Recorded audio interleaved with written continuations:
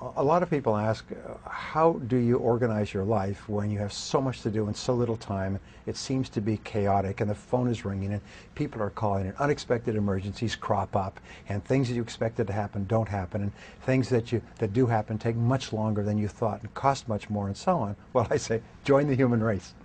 The fact is that in our world today, there's so much good stuff going on that we are eager to take a piece of everything.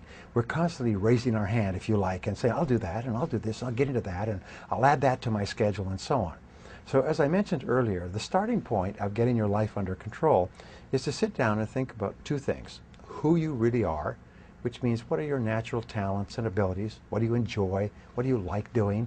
If you could wave a magic wand, if you were financially independent, what would you want to do with your life based on your own talents and abilities? Another question we ask is, if you could work at any job or in any industry or in any position or in any part of the country, what would they be? And think them through. At Stanford University, they teach an exercise in the creative thinking part of the business faculty. It's called the 2010 exercise. And that's, imagine that you have $20 million cash in the bank, just for fun, an inheritance, you won a lottery. But simultaneously, you have an incurable illness and you only have 10 years left to live. If you had $20 million in the bank and 10 years left to live, what choices and decisions would you make for your life?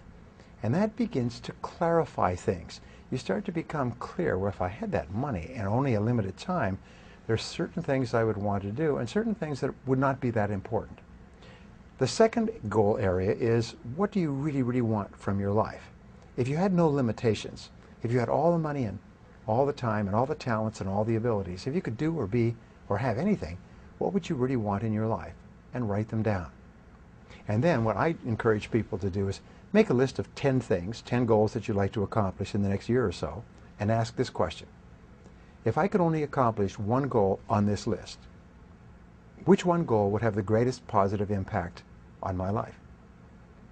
If you could only accomplish one goal in life, which one goal would have the greatest positive impact on your life?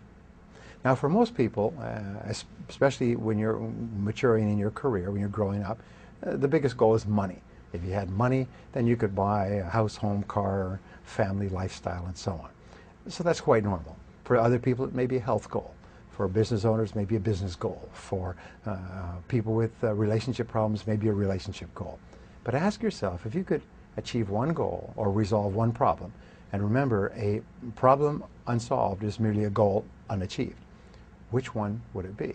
And write that down and make that the major definite purpose of your life. Make it the central organizing principle of your life. Now, Wolfgang von Goethe had a wonderful observation about life. He basically said that everything counts. Everything that we do helps or hurts.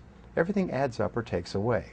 So once you have a very clear goal, then you simply ask yourself, based on what I really, really want for my life, what's most important to me, is what I'm about to do helping or hurting? Is it going to move me toward my goal or move me away? And if it doesn't move you toward what is most important to you, then it's a very good candidate to be delegated, outsourced, downsized, or even eliminated. In the process of re-engineering in business, the whole process of re-engineering is based on what is called process simplification. And the way that you simplify a process is you stop doing things. You eliminate low-value tasks to free up more time for the things that are most important to you. You keep going through your life and saying, what are the things that I could get rid of, that I could stop doing altogether, that I could delegate to someone else, or that I could combine and do all together? You keep thinking, how can I simplify my life? How can I re-engineer my life so that it's simpler and more streamlined? And then you concentrate more and more time doing fewer and fewer things, which give you greater and greater results, financial and satisfaction, emotional, in your life. That's how you bring order out of chaos.